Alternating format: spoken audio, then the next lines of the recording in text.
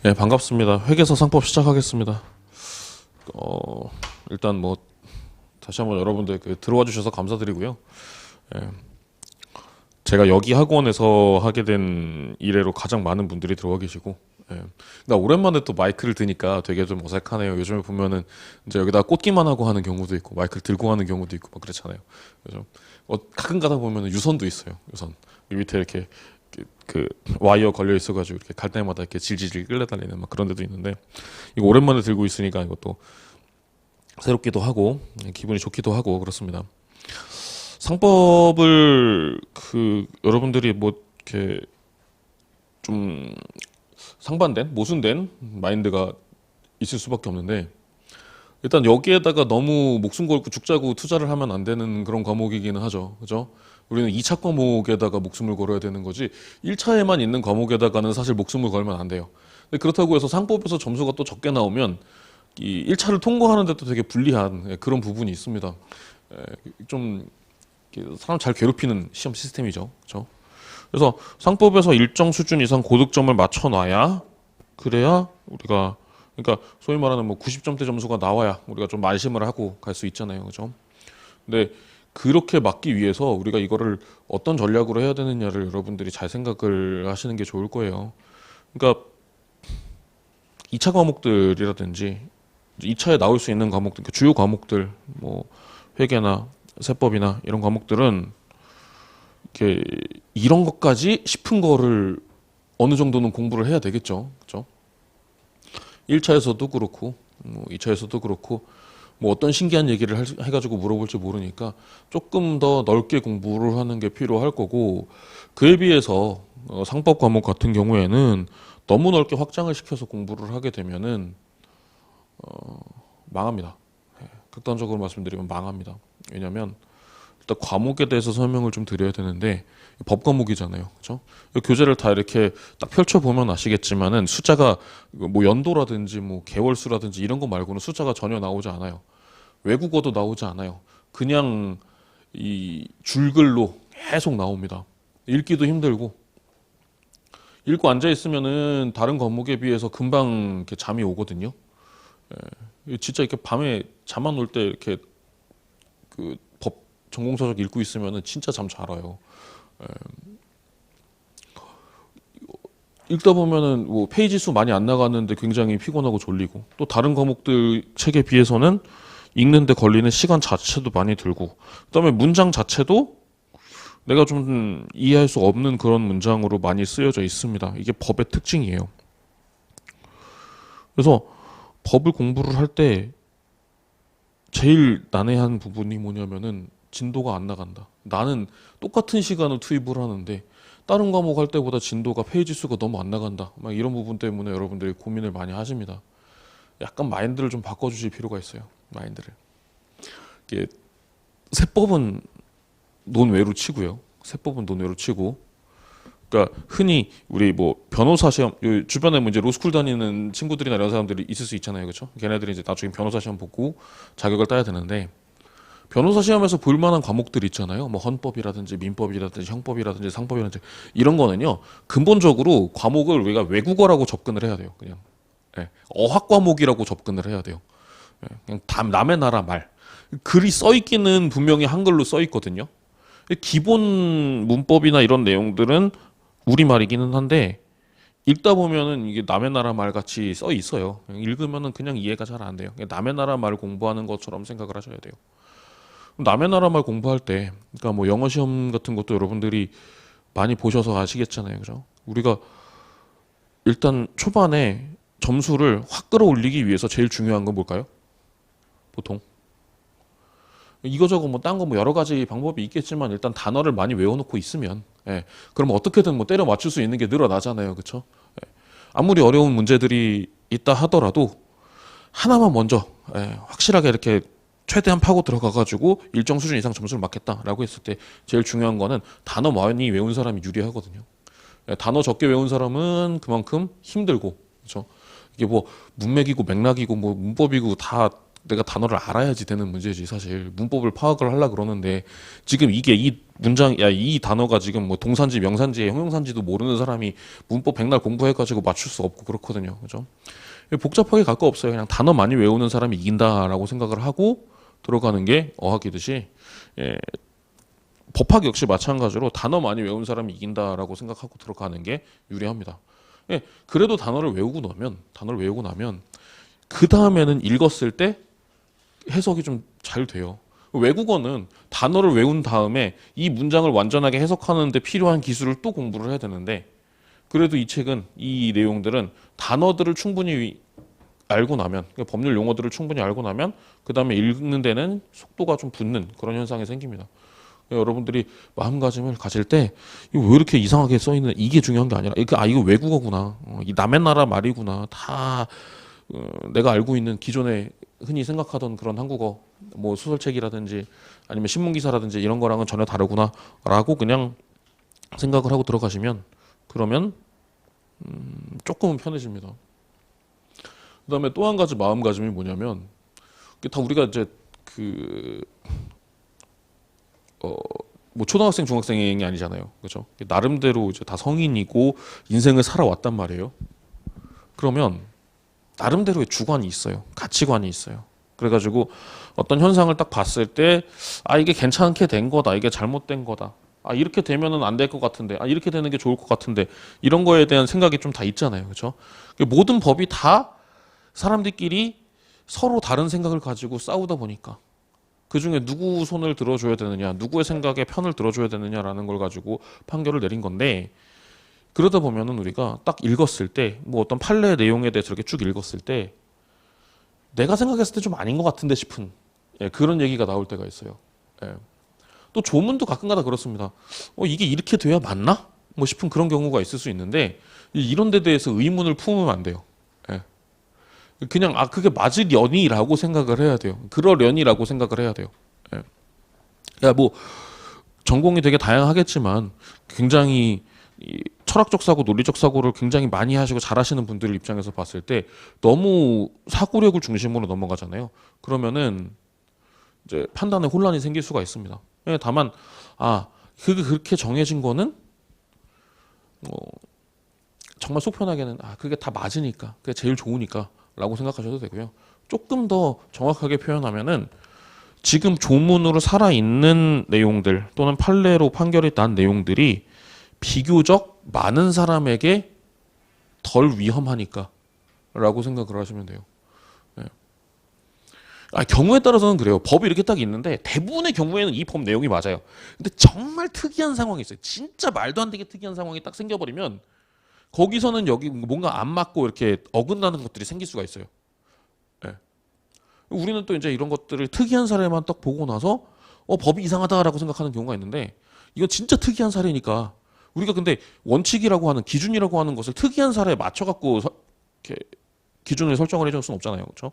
기준을 만들 때는 절대 다수의 90%를 훨씬 더 넘어가는 다수의 상황에 맞아 들어가게 생각을 해야 되는 거고, 아주 특이한 예외적인 경우에 대해서는 그건 그때 가서 나중에 생각을 해야 되는 거고, 이렇게 생각을 해주셔야 되듯이 조문을 딱 읽었을 때 이제 또는 판례를 딱 읽었을 때 나오는 내용이 내 생각, 내 결론과 다르더라도 그게 맞으니까, 그게 보다 많은 사람들에게 있어서 훨씬 더 안전한 결론이니까 라는 생각을 일단 딱 갖고 넘어가시고, 너무 내용 하나하나에 대해서 의문을 좀 안 품으셨으면 좋겠어요. 꼭 이래야 하느냐? 꼭 그래야 되는 건 없죠, 그렇죠? 뭐 시대가 다르고 환경이 다르고 그러면은 다른 결론이 날 수도 있는 거죠. 근데 지금 우리나라 현재 입장에서 딱 봤을 때는 그래도 이게 다수의 사람에게 좀 더 안전하다. 뭐 안전하다는 게 꼭 가장 이익이 된다 뭐 이런 건 아닙니다. 그냥 말 그대로 안전하다라는 거죠, 그렇죠? 안전하다라는 거. 그렇게 정해진 내용이니까 그렇게 해서 그게 지금 가장 좋은 최선의 답이려니, 좀 더 나가면은 그게 옳은 것이려니라고 여러분들이 전제를 하고 들어가면, 그러면은 좀 더 빨리 읽혀요. 좀 더 빨리 읽혀요. 중간에 이게 법 공부하다 보면 딱 페이지 넘어가다가 이게 꼭 이래야 되나? 법이 이렇게 생겨야 되나? 이런 생각이 이렇게 들 때가 있어요. 이런 법이 있어야 되나? 막 이런 생각이 들 때가 있어요. 그러다 보면 또 이제 막 생각이 거기서부터 이렇게 상상의 나래가 이렇게 펼쳐지는 거죠. 그래갖고 이제 쭉 빠져나가죠, 저쪽으로. 그러면은 또 시간 아깝잖아요, 그렇죠? 우리가 책을 읽을 때는 딴 생각으로 하게 되면은 거기서 나오는 로스가 너무 크단 말이에요. 그죠? 딴 생각하다 보면 별 생각 안 한 것 같은데 막 10분, 20분 흘러가 있고 막 그러잖아요, 그죠? 그런 거를 좀 막아야 되는 거고. 그래서 저도 여러분들한테 강의를 할 때 약간 좀 세뇌시키듯이 강의를 합니다. 그런 게 있어요. 예. 이게 그 설득형 강의라고 제가 하는 스타일인데 설득을 되게 열심히 해요. 설득을. 이게 이럴 수밖에 없다. 이렇게 될 수밖에 없다. 자, 동의해라. 뭐 이런 식으로 이제 여러분들한테 설득을 합니다. 자꾸 그렇게 설득을 해요. 나름대로 효과를 보는 경우가 가끔 있는데, 뭐 1년에 한 몇 명씩 있는데, 그게 이제 그런 거예요. 시험에서 되게 사이드에 있는 내용이 막 나온단 말이에요. 법조문 거기 있는 거, 우리가 있는 걸 갖고 있는 거를 싹 다 외워가지고 시험 보는 사람들은 거의 없죠. 싹 다 외워갖고 시험 보는 사람은 거의 없고, 그래도 중심이 되는 것들을 토대로 해가지고 보게 되는데, 말도 안 되게 저 구석탱이에 있는 거 가지고 막 시험 낼 때가 있어요. 난이도를 높이는 문제, 가급적이면 좀 틀린 사람이 많기를 바라는 문제 이렇게 나오는데, 약간 좀 치사하게 내는 그런 경우가 있단 말이에요. 그런 거 자세히 읽을 때 읽다 보면 왠지 모르게 이거는 우리 그 상법이 가지고 있는 전체 흐름의 틀에서 좀 벗어난 것 같다는 그런 느낌이 딱 들 때가 있어요. 시험장에서 얘기해요. 시험장에서. 이게 전형적으로 내가 반사적으로 답을 찾을 수 있는 문제는 반사적으로 딱딱딱 답을 찾아서 찍고 나가면 되는 건데, 그렇지 않은 문제에서 하나하나 곰곰이 읽어봐야 되는 문제에서 그거 여러분들이 어느 정도 감각을 가지고 가야 되는 게 있고, 두 번째는 제가 여러분들한테 막 설득을 한다 그랬잖아요. 이걸 어느 정도 기억을 하고 계시면 시험장에서 그런 일이 있어요.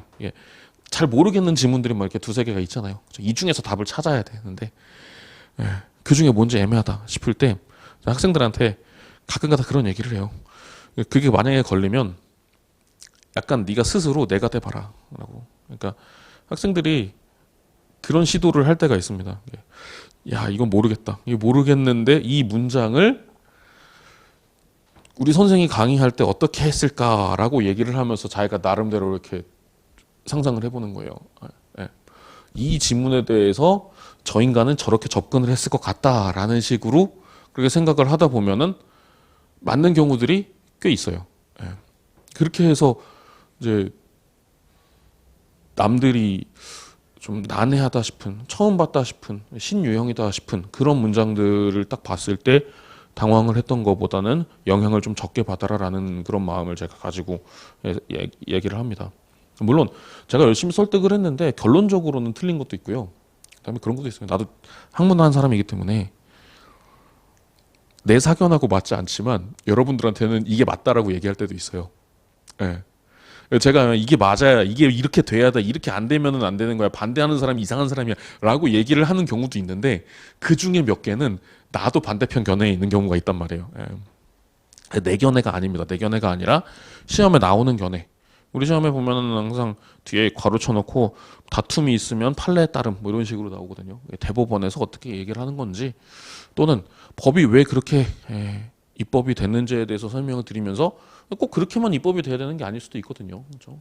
근데 그래도 여러분들한테는 설득을 하려고 꾸준히 노력을 합니다. 그러다 보면 그 법 공부하는 사람들이 흔히 말하는 그 리갈 마인드라고 하는 뭐 그런 것들이 조금씩 생겨요. 그냥 왠지 모르겠는데 하여튼 이게 맞는 것 같다 싶은 거. 내가 정확히 설명할 수는 없는데 이게 맞아 보인다 싶은 그런 생각이 딱 들 때가 있어요. 어디가 어떻게 틀렸는지 모르겠는데 이 지문에서는 이 문장이 이 문제의 5개 지문 중에서는 요 3번 문장이 어딘가 어색해. 잘 안 읽혀. 막 이런 느낌이 들 때, 그러면 이게 틀린 문장이려니라고 딱 하고 넘어가면 그게 맞는 경우들이 생긴단 말이에요. 이제 그 단계를 가야 되는데, 처음에 저희가 딱 여기 그 상법 강의하러 왔을 때 어려웠던 게 뭐냐면, 저는 옛날에부터 이제 법학과에서만 계속 있었으니까, 사시 공부하는 친구들한테 이렇게 뭐 얘기를 해주고 가르쳐주고 설명을 해주고 그렇게 했을 때, 이 친구들이 일단 대학교 때부터 아니면은 뭐 그 전에 과정에서부터 배워왔던 게 있으니까 어느 정도 시험을 봐온 애들이 이제 들어가는 거잖아요. 서로 좀 편해요. 동종업계에 있던 애들끼리 얘기를 하니까. 여기다가 와서 얘기하니까 나는 너무나도 당연하다고 생각했던 것들인데 사실 안 당연했던 것도 있거든요. 살다 보면 그런 것들이 좀 나오더라고요. 그래갖고 그런 것들도 최대한 다시 이제 고민을 하면서 이거는 조금 더 이렇게 부연 설명을 많이 해줘야 되는구나라는 것들을 가지게 되고, 그래서 여러분들한테 최대한 좀 상세하게 설명을 해드리는데, 또 경우에 따라서는 굳이 설명을 안 들어도 나는 저 정도는 알 것 같은데 싶은 그런 생각이 들 수 있습니다, 여러분들 입장에서. 근데 나는 알아도 다른 친구는 모를 수도 있겠다. 뭐 내가 알게 된 이유가 여러 가지가 있을 수 있겠죠. 그런 문장, 그런 내용을 봤을 때, 내가 원래 어렸을 때부터 그쪽 분야에 대해서 관심이 있어갖고 공부를 좀 해서 봤다든지, 아니면은 전공이 또 다양하다 보니까, 여러 가지 다양한 전공이 있다 보니까 이쪽 전공 학생들 입장에서는 굉장히 쉽게 논의가 되고 이해가 되고 하는 내용이었을 수도 있고, 저쪽 전공에서는 잘 모르는 내용일 수도 있고, 그런 부분들이 있어요. 나름대로 좀 상세하게 설명도 하고 설득을 하려고 노력을 하고, 그게 나중에 이제 딱 막히는 순간에 여러분들에게 빛을 발할 거라고 생각을 합니다. 그래서 그런 측면으로 공부를 하시면 좋겠어요. 그다음에 그래도 우리가, 제가 또 경험해 보니까 그래요. 이게 계산을 여러분들이 많이 하시잖아요, 그렇죠? 계산을 근데 머릿속으로만 계산을 하시지 않잖아요, 그렇죠? 사실 뭐 계산을 머릿속으로만 하는 사람도 있겠지. 근데 그런 사람들은 이게 여기 와 있지 않잖아요, 그렇죠? 막 저기 뭐 저 MIT 가 있거나 뭐 이렇게 막 스탠포드 가 있거나 막 그럴 거 아니에요, 그죠? 그것도 뭐 학부 막 카이스트 나와가지고 막 이렇게 MIT 가 있고 막 그럴 거예요 아마.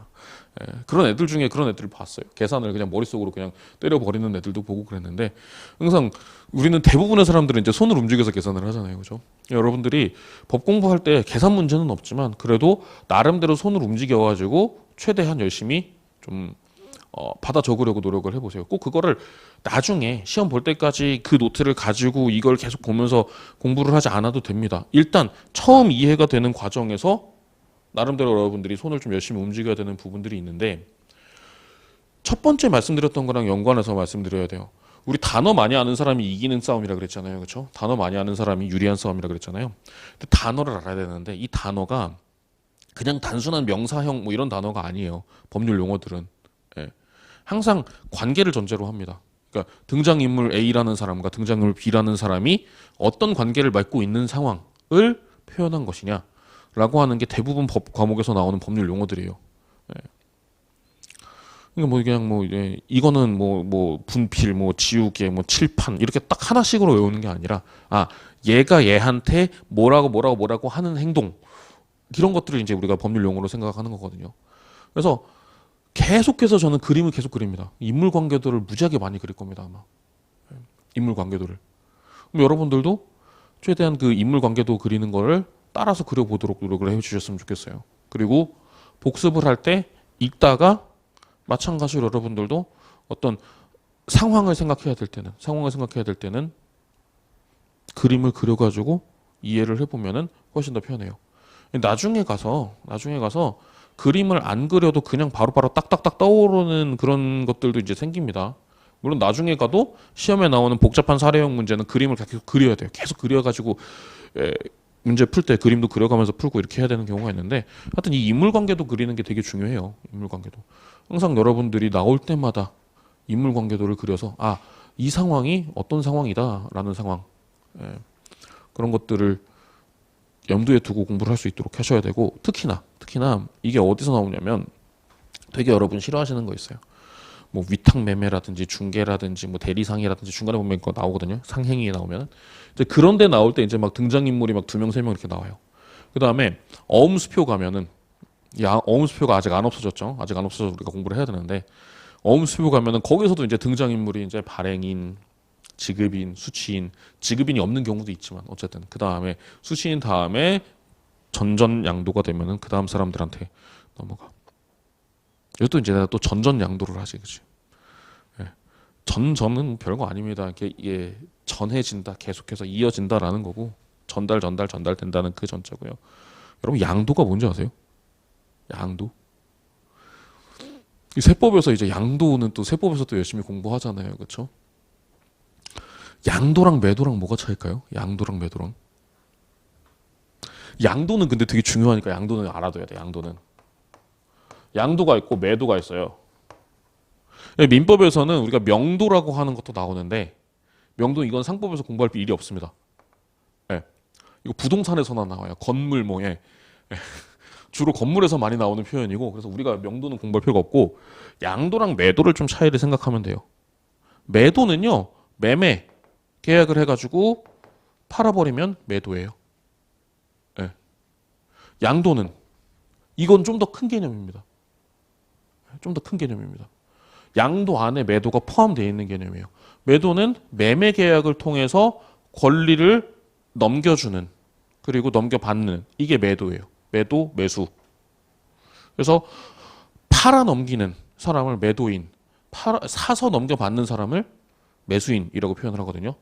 양도도 양도인이 있고 양수인이 있는데 이건 넘기는 사람, 받는 사람인데 양도는 뭐냐면 쉽게 말하면 그냥 그거예요. 어떤 식으로든지 간에 권리를 넘기는 걸 양도라 그래요. 넘기고 넘겨받는 거. 그 이유가 매매 계약이다? 상관없어요. 예. 그 이유가 증여다? 괜찮아요. 예. 매매든 증여든 다 양도에 포함이 됩니다. 그러니까 어떤 권리를 권리자가 다른 사람한테 넘겨주는 그 넘겨주는 조건이 뭐 어떤 대가가 어떻게 되는지는 그거는 묻지 않고 다 포함해서 다만 양도인과 양수인 두 사람이 서로 자신의 의사에 의해서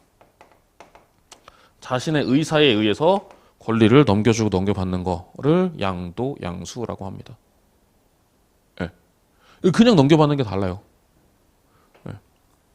예. 세금에 있어서는 우리가 그냥 일상적으로 세금에 있어서는 크게 차이가 없어 보이지만 우리가 증여랑 상속이 다르잖아요. 그죠? 증여랑 상속이 다르잖아요. 증여받으면은 양도소득세 나오잖아요. 상속받으면 상속세 나오고. 그죠? 증여는 주고자 하는 사람과 받고자 하는 사람이 서로 의사가 하나가 돼서 나는 주겠다, 나는 받겠다, 오케이 해가지고 받는. 그죠? 매매는 팔겠다는 사람, 사겠다는 사람 합쳐져가지고 서로 권리를 주고 받는 거. 예. 의사에 의한 거. 상속은 의사에 의한 게 아니죠. 의사와 상관없이 이루어지는 거죠. 그죠? 예. 이 뭐 상속이 어떻게 될지는 하늘만이 알죠. 그죠? 하늘만이 알지. 뭐 우리는 몰라요. 그죠? 예. 이게 사람의 의사랑 아무 상관이 없는 게 상속입니다. 누군가가 죽기 전에는요. 상속과 관련돼 있는 어떤 의사도 있을 수가 없어요. 왜? 그 사람이 나보다 먼저 죽을지 모르거든요. 예. 여러분 그런 거 있잖아. 이렇게 상속 포기각서 이런 거 들어봤어요? 옛날에 이제 이게 어른들 이렇게 좋아하는 이렇게 드라마들 보면 그런 거 있잖아요. 어떤 할아버지가 비교적 좀 젊은 여성이랑 만나갖고 결혼을 하려 그러면은 이 할아버지 자식들이 엄청나게 반대를 하다가 저 사람이 아버지 재산 노리고 쪽쪽쪽 이런 얘기를 하다가 나중에 갖고 자식들이 몰려가가지고 상속 포기각서 써라 막 이런 것들이 있단 말이에요. 그렇죠? 아무 의미 없어요. 예. 상속은 사람의 의사에 따라 이루어지는 게 아니기 때문에 예. 자연의 영역이잖아요. 그렇죠? 자연의 영역이잖아요. 그렇죠? 원래 그래요. 오는 데는 순서가 있지만 가는 데는 순서가 없어요. 예. 대체적으로는 먼저 온 사람이 먼저 가는 그런 경향이 있죠. 그렇죠? 대체적으로는 큰 틀에서 확률상 대부분의 확률에서 보다 이제 윗 학렬에 있는 사람들이 아래 학렬에 있는 사람보다 먼저 죽는 경향이 있잖아요. 그죠? 조부모 세대가 보통 먼저 많이 가시고 그다음 부모 세대가 가시고 그다음에 자식 세대가 가고 이게 역전되는 일이 가끔 벌어지죠. 슬픈 일이긴 한데. 근데 이게 의사에 따라서 있는 일은 아니잖아요. 그렇죠? 그래서 상속 같은 경우는 양도가 아닙니다.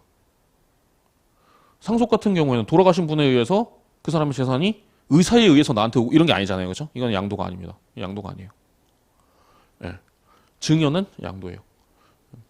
양도는 굉장히 자주 나옵니다. 우리 상법에 보면 영업 양도 나오고 주식의 양도 나오고 온갖 양도가 나와요. 온갖 양도 나올 때 당사자들이 의사에 따라서 권리를 이전하는 그 모든 것을 양도라고 하는구나 라고 일단 딱 전제하고 들어가면 돼요.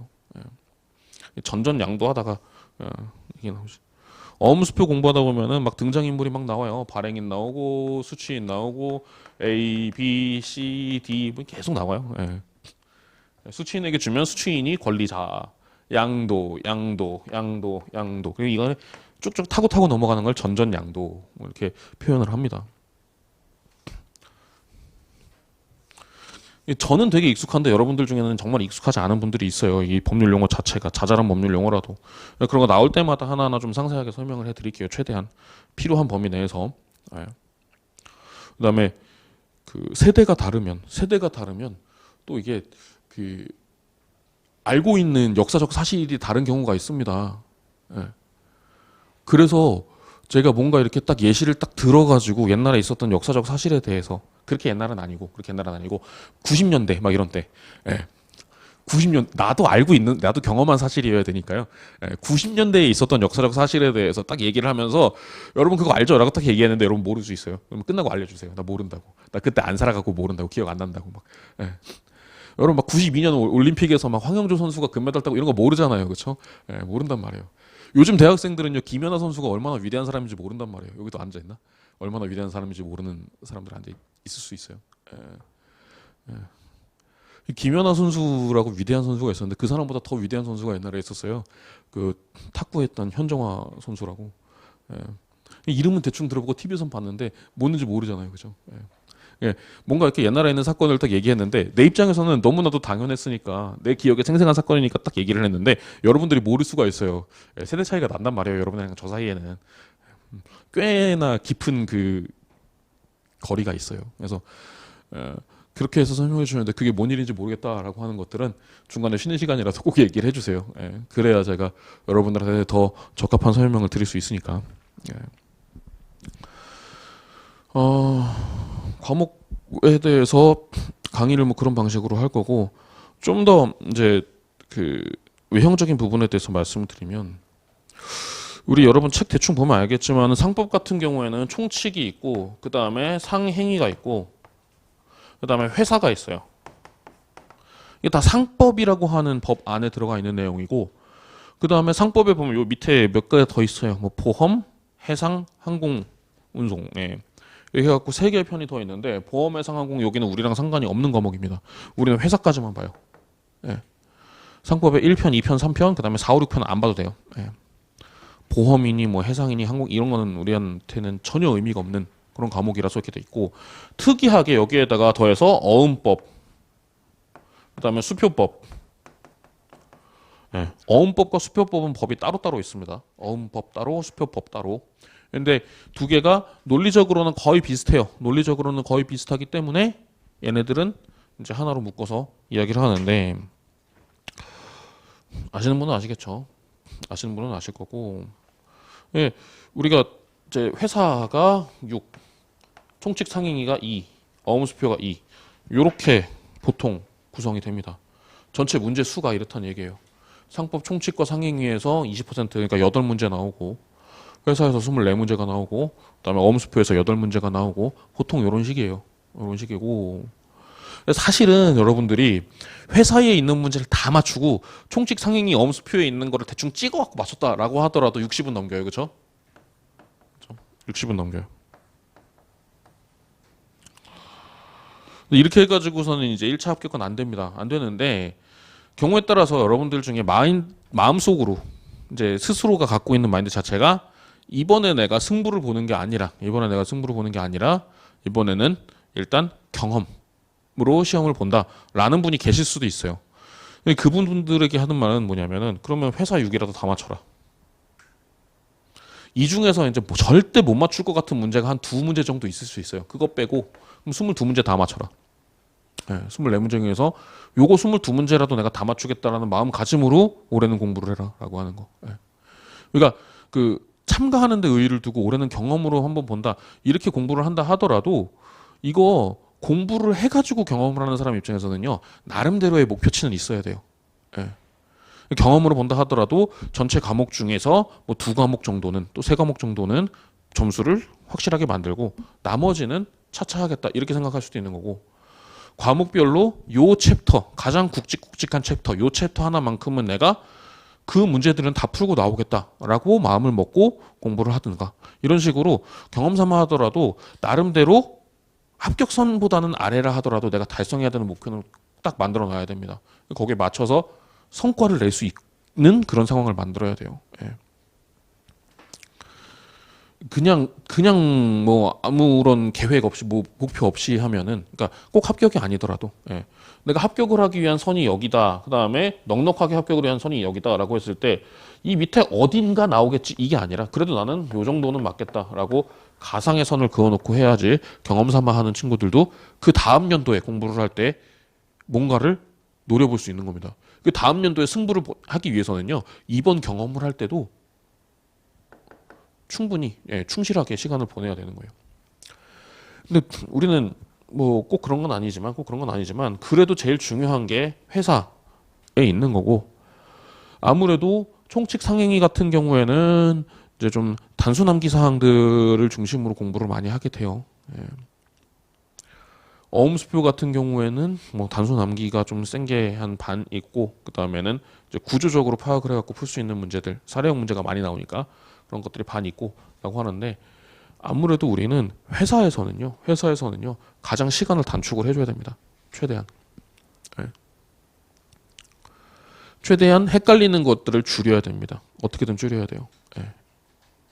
그러니까 회사에서 24문제가 나오는데 24문제에서 20문제 정도는 정말 일사천리로 휙휙 넘어가듯이 문제를 풀 수 있어야 됩니다. 그래서 이 부분이 제일 중요해요. 사실 제일 중요해요. 누구에게나 중요해요. 누구에게나. 예. 그래서 저는 새 회사를 먼저 나갑니다. 예. 처음 공부하면서 올해는 나의 승부가 아니다라고 하는 사람에게 있어서도 회사가 중요한 거고 올해 무조건 합격을 해야 된다라고 하는 사람 입장에서도 여기를 전략적으로 잘 쓰고 그렇죠? 여기서 어떻게 해요? 시간을 확 아껴야 됩니다. 예. 시간을 무조건 아껴야 됩니다. 여기서 딴 데서 시간을 더 쓸 수 있더라도 여기서 무조건 아껴야 됩니다. 특히 이런 데서 예. 구조적으로 막 여러 가지 생각을 하고 막 그림을 그리고 막 사람 등장인물 생각하고 이렇게 되는 게 많이 나오는 이 부분에서 여러분들이 시간을 좀 더 많이 써야 되고 여기 있는 얘기들은 단순 암기하면서 가장 치졸한 문제가 많이 나와요. 어떻게 보면. 그러니까 단어 하나 살짝 비튼 거 이런 거 있잖아요. 그렇죠? 단어 하나 살짝 비튼 이런 것들이 되게 많이 나와요. 다른 데도 나오긴 나오는데 이쪽이 그래도 그런 문제들의 비중이 좀 더 높다라는 거. 예. 그래서 여러분들이 좀 꼼꼼히 읽어야 되는 부분이 가장 강한 부분이고 그래서 시간을 많이 쓰는 것들 시간을 적게 써야 되는 것들 이렇게 공부를 하셔야 되고 사실 그래요. 개강을 해가지고 처음 공부를 할 때 보는 부분들은 좀 더 열심히 보죠. 그렇죠? 굉장히 열심히 봅니다. 근데 그러다가 중간에 가면 갈수록 조금씩 약해지는 부분이 생기죠. 일단 진도 따라서 대충 뛰어넘고 건너뛰고 슬쩍 보고 넘어가고 그래갖고 책을 이렇게 딱 옆으로 세워보잖아. 옆으로 딱 세워보면 여러분 대학교 다닐 때 보던 교재가 대부분 그럴 거예요. 앞쪽은 여기가 좀 까매. 그죠? 뒤쪽은 하얘. 그죠? 예. 이게 인간의 본성인데 이거 어쩔 수 없어. 이거 인간의 본성이에요. 인간의 본성. 예. 안 그런 사람도 있지. 안 그런 사람도 있는데 그 사람들은 좀 특이한 사람들이에요. 예. 그 사람들은 진짜 이렇게 그 일적으로는 가까이 있어도 되는 사람인데 인간적으로는 가까이 있기 좀 싫은 사람들입니다. 솔직히 말해서. 예. 그런 사람들 많이 알아요. 이게 인간적으로는 이게 좀 안 맞는 사람들 되게 많아요. 예. 좀 특이해요. 좀 특이해요. 예. 이게 그게 되게 쉽지 않잖아요. 그렇죠? 매 순간 똑같이 균일하게 자기 스케줄 맞춰갖고 딱딱딱 기계처럼 칼같이 움직이는 그런 사람들 되게 흔치 않잖아요. 그렇죠? 그것도 할 때마다 매일매일 돈 나오는 것도 아니고 공부는 사실 매일매일 뭐 보상이 주어지는 게 아니라서 사실 되게 힘들잖아요. 그죠? 근데 법 과목은 앞에서 힘 주잖아요. 그럼 무조건 다 망합니다. 앞에서 힘 주면 다 망해요. 네. 왜? 앞에서는 출제 빈도가 안 높으니까. 앞에 나오는 처음 20페이지, 30페이지는 출제 빈도가 안 높아요. 근데 사법고시 기준으로 말씀드릴게요. 사법고시 기준으로 말씀드리면 사법고시 장수한 애들은 다 똑같아. 일단 맨 앞에 한 20에서 50페이지 안에 있는 그 어떤 기본 이념, 막 근본 목적, 막 이런 거 있잖아요. 막 철학적 얘기 이런 거. 그런 건 통달해 있어요. 왜? 매년 공부할 때 거기는 진짜 온 힘과 정성을 다해가지고 전력으로 다 보고 뒤에는 벅차갖고 헉헉대면서 그러다가 시험에서 떨어졌거든. 예. 이거는 잘 몰라요. 잘 모르는데 추측컨대 추측이에요. 추측인데 그래도 상당히 많은 데이터에 기반해서 추측을 하는데 지금 우리 현직 대통령께서도 그런 분이 아니었나 싶어요. 예. 말씀 되게 잘하시잖아요. 그죠? 이게, 이게 내용을 여러분들이 동의를 하든 아니든 간에 자기가 하고 싶은 말을 굉장히 긴 시간 동안에 여러 가지 좋은 단어들을 이용해가지고 길게 갈 수 있단 말이에요. 그게 어디서 가능하냐? 법서에서 앞에 있는 서로 나오는 그 부분, 막 철학적인 막 그런 얘기들 써 있는 그런 거 되게 열심히 공부하신 분이라서 그래서 이제 말이 끊이지 않고 계속 나올 수 있는 겁니다. 안 그러면요 말이 끊겨요. 말이 끊기거나 아니면은 한 2, 3분 얘기하면 2, 3분 얘기한 게 계속 반복이 될 수밖에 없는 막 그런 게 되는데 딱 보니까 그래요. 아 저분이 왜 장수했는지 알겠다. 내가 이게 감이 좀 와. 여러분들이 책 옆에 봤을 때 여기가 까매지는 건 당연한 얘기인데 근데 나는 어떻게 하고 싶은 거냐면 많이 나오는 데가 여기면 여기를 까매지게 하겠다라는 거예요. 여기부터 공부를 하고 여기를 좀 더 열심히 보게 만들고 그렇게 해가지고 여러분들한테 조금 더 뭐예요? 조금 더 수험에서 중요한 부분을 에너지가 있을 때 시작을 할 때 쓰게 되는 거고 그 다음에 조금 떨어지는 부분은 그때는 이제 여러분들이 스스로 극복해야 되는 부분도 있는 거고 또 보다 보면 아 이거는 너무 쉬운데 싶은 부분도 있을 수 있는 거고 그래서 상법에서 회사 나오는 데서 나오다 보면은 제가 굳이 설명을 안 해도 되는 부분이 뭐 있습니다. 여러분들 뭐 회계나 이런 거 공부하면서 이미 알고 있는 내용들이 있죠. 그렇죠? 뭐 스톡 옵션이라든지 뭐 이런 거 다 알잖아요. 그죠? 그다음에 저 뒤에 나오는 회사의 계산에 관련돼 있는 규정이 있는데 뭐 그런 거 여러분 다 아는 거니까. 굳이 설명 안 해도 되는 거니까. 이제 그런 게 이제 중간중간 힘 떨어질 때 나오면은 고마운 거죠. 그죠? 그렇게 진행을 합니다. 그래서 회사를 제일 먼저 얘기를 할 거예요. 회사를 먼저 이야기를 하고 우리가 전체 수업을 이렇게 생각해 보니까는 회사를 먼저 이렇게 쭉 해가지고 한 13번, 14번 정도 수업을 하게 되고 그 다음에 총칙 상행이 한 5번, 어음수표 한 5번 뭐 이렇게 수업을 하면은 이번 커리큘럼이 끝납니다. 약간 좀 안타까운 건 여러분들이 지금 같은 주에 공부해야 되는 과목 수가 좀 많잖아요. 그렇죠? 상법은 한 주에 한 번씩만 하다가 나중에 2번씩 하다가 이렇게 되는데 그것도 여러분들이 좀 잘 이용을 해서 시간 계획을 잘 짜서 한번 움직여 주세요. 뭐 다른 과목 하다가 막힌다 싶을 때 이걸 좀 볼 수도 있는 거고. 근데 어쨌든 전주에 공부한 내용들 있잖아요. 전주에 공부한 내용들은 그 다음 주에 왔을 때 어느 정도 기억이 나야 됩니다.